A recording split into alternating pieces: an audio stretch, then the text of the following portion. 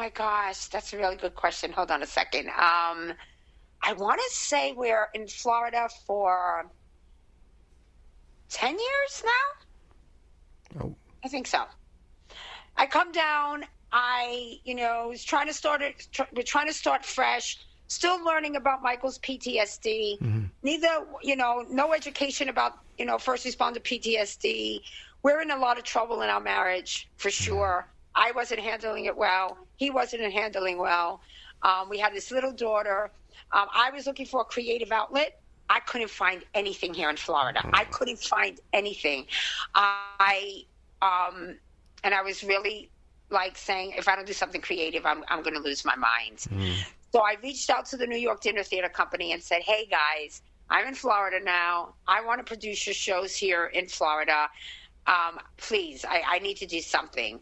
And I licensed the shows from them, and I started a theater company here in Florida called the Standing Ovation Dinner Theater. And we started producing The Godfather's Meshuggah Wedding and Let's Kill the Boss. And that's where I luckily met you. Yes, the stars aligned. And I found the ad in Craigslist. Yes. To audition for you guys. I think it was the Holiday Rec Center. Yes, that's correct. That's correct. I knew you were my priest the moment you walked in. Yes, Father Scalapini at your service. So much fun.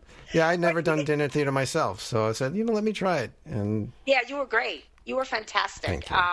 All the actors, most of them, it was a learning process. First time that I started producing something like that. First time directing something like that. I knew the show inside and out. Right. I'm still struggling personally in my family life. Still dealing with, not dealing with stuff really well. Still kind of using alcohol at that point for, way to deal, which obviously didn't work. And said things, I'm trying to run this dinner theater company and trying to keep my life together. And it wasn't until I went back into therapy and, really tried to make sense of everything and really did my homework on post-traumatic stress disorder in first responders and how that was affecting our lives and my husband, did I really start to understand. Now, here's the glitch. I was diagnosed with post-traumatic stress disorder myself and really never paid attention to it until my husband was diagnosed. So now not am I only learning about what he's going through, I'm getting to understand me a little bit better. Mm-hmm. And that's when I decided to embark on a documentary about the effects of PTSD for first responders. And I had never done anything like this before. I'm like, what are you, crazy girl? But it was so Did it just come to you? Yeah, I was like, yeah. Yeah, it was like, I have to do this. I have to let people know that police officers and firefighters are killing themselves by really terrible amounts of numbers. They're suffering. Their families are suffering. It's destroying their families, destroying their lives.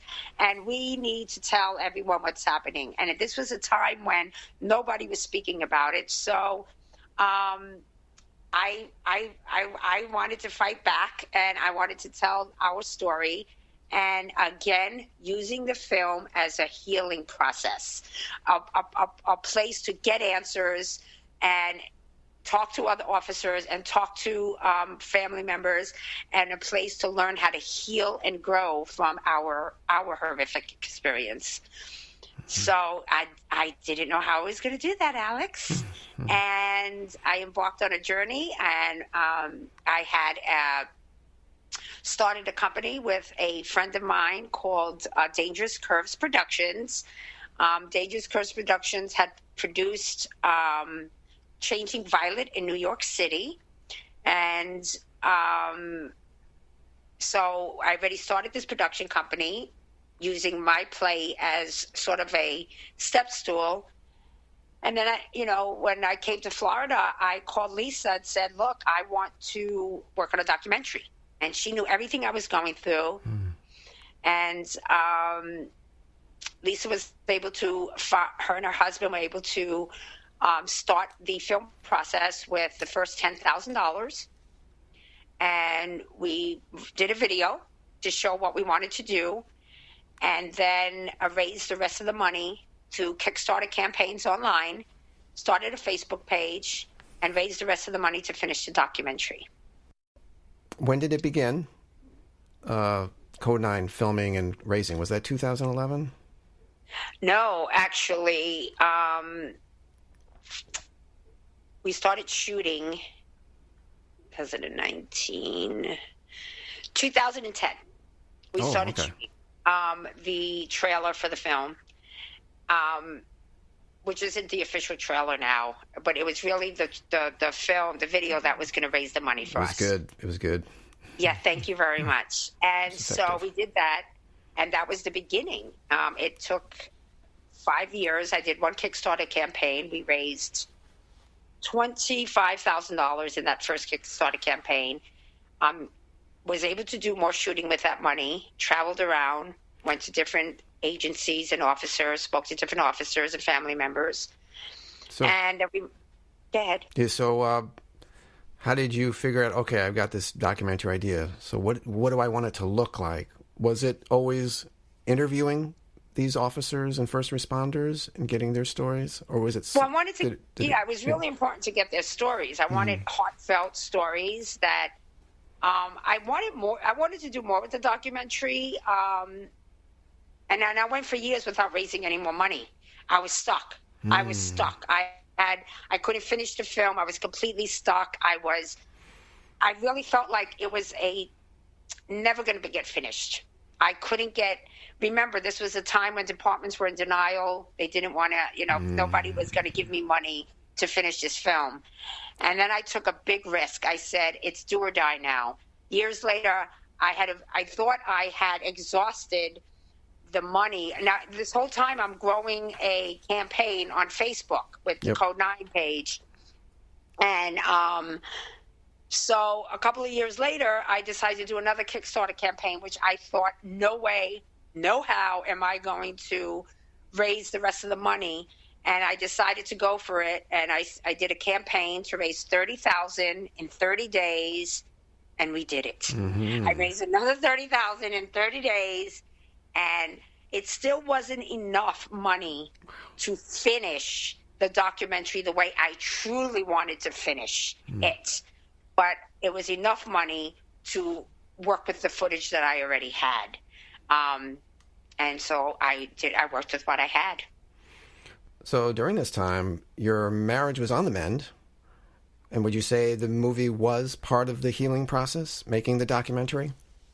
There's absolutely no doubt in my mind, because what it allowed it to happen was to let my husband and I understand that we were not alone, that there were many others suffering out there just like we were as a couple, and we were getting answers to how to move forward as a family and make it stronger for us. I got to meet incredible people, incredible programs that my husband was able to take part in, that I was able to get more information on learning how to deal with this. I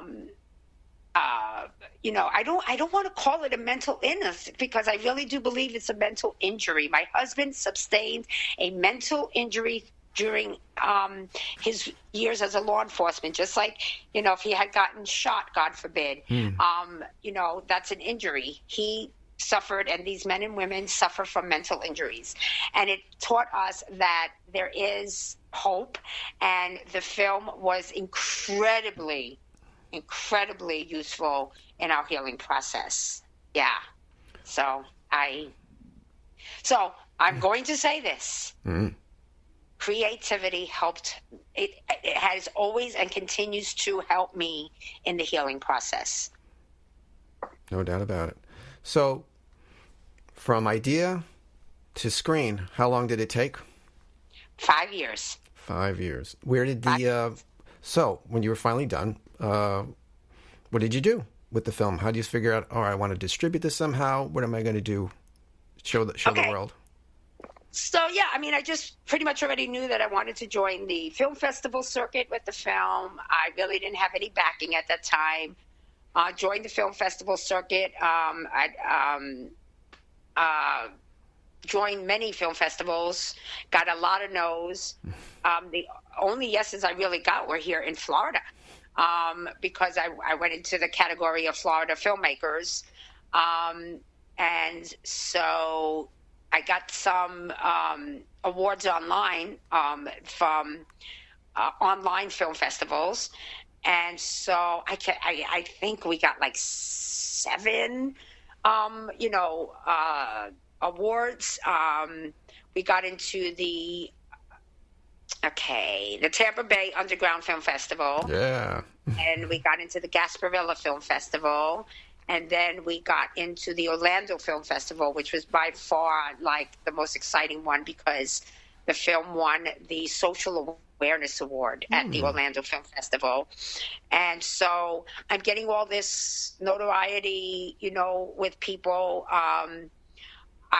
We started with DVDs, and DVDs for the film are still available through our website, code9film.com. If you want to know more about the film, code9film.com, you can get stuff there. And then a distributor reached out to me, had heard about the film, and we went into distribution with Global Genesis Group with the Code 9 film, and we are now on digital platforms, Amazon, YouTube. So the Code 9 Officer Needs Assistance film is available for others to see on digital platforms as well as via DVD. After Code 9, a little short film comes out called Silver Alert that this guy was involved in. How did Silver Alert come about? Yes, so I have 2 sons and a daughter, and I guess my creative gene attacked them. Attacked them. Attacked them. Like, sometimes I'm like, I'm so sorry that you have this. I'm so because it's a tough business. This is a tough business. What we do, everything that I do is from passion, Alex. I know you know that. Everything I do, I do because I truly believe in it. But if you're doing this to become famous, and if you're doing this, you hope that what you do will be rewarded in some way. But I don't do it for that reason. I do it to help others. I hope that there's somebody that can always be helped through the work that we do.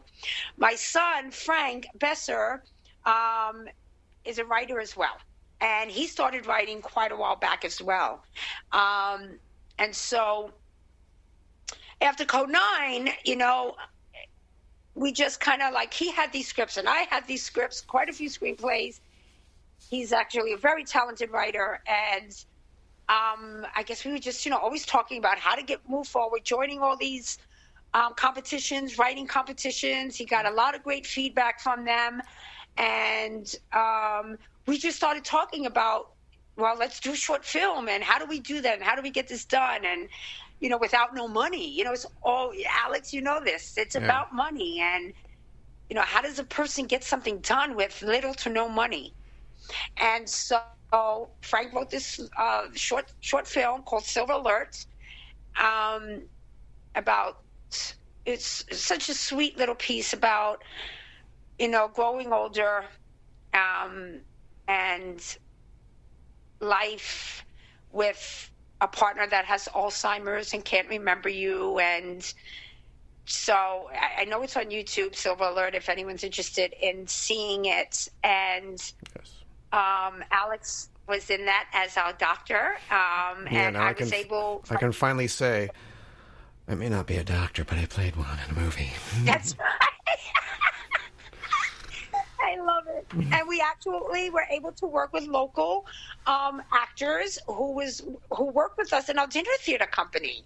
And I got to tell you that there's nothing more rewarding than to be able to work with actors that you believe in and that are true to their art and that you want to help in any way possible to get their work out there.